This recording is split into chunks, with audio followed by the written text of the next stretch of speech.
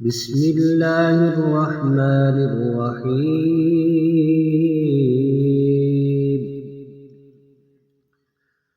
يا بني إسرائيل اذكروا نعمتي التي أنعمت عليكم وأني فضلتكم على العالمين.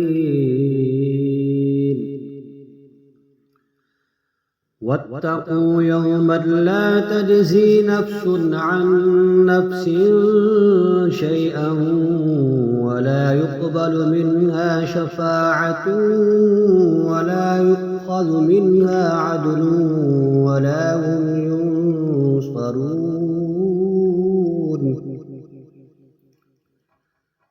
وإذ نجيناكم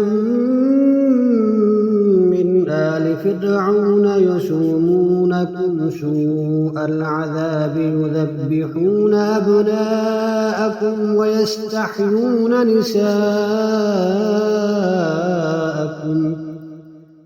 وفي ذلكم بلاء من ربكم عظيم.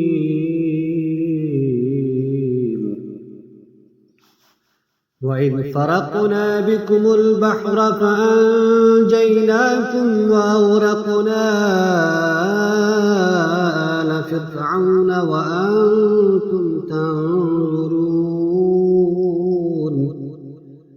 وإذ واعدنا موسى 40 ليلة ثم اتخذتم العجل من بعده وأنتم